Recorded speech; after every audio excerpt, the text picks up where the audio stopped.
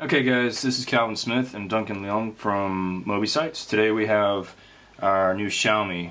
This is a product of Lejun, our chairman at GWC. That's the Great Wall Club. And we're going to unbox it today and see what it's all about. Unfortunately, we have not had our hands on the phone until this moment, so you will learn with us what's actually inside. If you'll notice on the front, it has a breakdown of the phone graphic-wise. The interesting thing is, although this is a Chinese phone pitched to the Chinese market, the entire front side is in English. On the back side, however, it does have the spec breakdown of the phone in Chinese. Beyond that, the box is your typical cardboard box with not much flash other than the orange Xiaomi sticker across the top. The only seal to the box is an orange piece of security tape. Beyond that, this is the phone. We will get to the Xiaomi phone in just a second, but let's take a look and see what else is in the box. It looks like we have your welcome book along with your warranty, etc. Unfortunately, I do not read Chinese at this current state, so I can't tell you exactly what it is. But I can tell you this looks like the power plug and the USB connector. Let's take a look and see what they look like. Everything seems to be fairly recyclable, so that's good. Eco points to Xiaomi. Yeah, this is your typical black USB cable. And a AC adapter. Feels a little light, maybe not as sturdy as I was expecting, but it'll probably do the job. And then, of course, this is the battery, universal sign. Nice bright orange. Hopefully there's a bit of a charge. So, that looks like everything in the box. Definitely not like Apple. You do not get headphones, but you can purchase them on the website along with the much needed cover and screen protector. So now this is the Xiaomi phone. The front side, it has a protective film on it showing off the Mi symbol. On the back, very basic, as probably everybody's seen, camera, input, speaker, down the bottom, advertising dual core.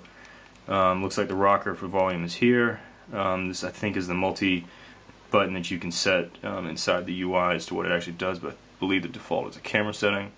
The power button across the top, and your headset plug on the very top. Nothing along the sides. So let's see, I believe from watching, yes. Okay, so while I'm not a fan of having to rip it open, in general that's the style we've done. So this is the interior. Camera again, SIM card slot, and battery unit. At least it's nice, you don't have to put the SIM card in underneath the battery, so you can swap batteries out on the fly. I don't see any other extra compartments at this point in time. So let's see if it'll let me boot it without me pulling out my SIM card.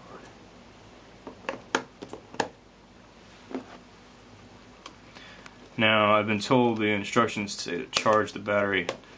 Obviously that makes sense, but for you guys, I will probably sacrifice a little long-term battery life to show off what happens. There we go. Let's pull the film off. The screen is quite nice. If you read the Engadget review, they were impressed with its ability outside in the sun. Also, the speaker seems to work. There you have it. That is the home screen. Okay folks, we're back. Had a little trouble changing it in Chinese, though don't worry, it's not that bad. I just got a little confused, so we decided to cut it down. As you'll notice, everything is changed over to English except for some native Chinese applications. They are still in Chinese, but as you can see, we have our Gmail, our Android Market, Google Talk, Calendar, Notes, email, all that jazz, music, themes, camera. Themes, when if you want to, you can take a look at Penn Olson's site. They have a demo from Xiaomi's, one of Xiaomi's founders, and he runs through it. He's far more of an expert with the UI than I am, and he can run through and show you. But themes seem to be a way that Xiaomi is hoping to make money, and that you purchase themes through theme store. Everything else with the phone seems to work as expected. It's rather quick. Many of our coworkers at the office were highly impressed compared to what they are normally used to with Android phones. As you can see, sound display under your settings, your fonts, your toggles. Across the top you have your systems. You set your VPNs, which is helpful here in China. Your battery, your SD card, and finally your programs. Nothing too surprising there. I'm still getting used to this Android UI, though honest to God, this is the first time I've really used an Android, so as you can tell, it's not too bad even for the uninformed. This is allowing you to edit where and how your windows are set up. I think you basically just hit this. You can add another window pane. You can drag and drop them somehow, I believe. I don't know, I'll have to come back. We'll do another video later once I've memorized how to do everything to actually show you the WizKid stuff that this thing is actually capable of doing. Let's see, back to home. It's back to the home screen, but as you can tell, I did increase the window pane size. Beyond that, let's take a look at the camera. See what kind of functions we've got. Supposedly they updated. Oh, it's not going to let me do it because I don't have an SD card available. Let's see. We have at least an auto flash on and off. Ah, there we go. Oh, hey, it's quick. So your camera button now. This is made to function on its side. You hold down to focus like a normal digital camera, and continue to press to take the picture. Afterwards, just like with your iPhone, if you're used to it, you can view what you've done. Lovely finger. And return. One thing I did notice from playing with this is that it does have a small vibration, which I'm assuming you can turn off, but it's kind of nice to give you some sort of tactile feel for when you've actually successfully pressed a button. When it's sitting on something and you're doing, you can't feel it. It's very light. Let's see. Music gallery. Songs. Obviously, I still don't have an SD card in here, so we're not going to be able to see much. There's a sleep timer though, which is nice. I think you can now do that with your iPhone, but it's kind of backwards how you have to go about setting a sleep timer. And I'm not sure what this is, so we'll click on it. Oh, clocks, calculators, all your torch. Ah, there's your flashlight. All important LED flashlight. Me Talk, Google Talk. Let's see if the Android Marketplace. So I have an emergency call only. We'll come back to that. File Explorer, SD card again, email, notes, map.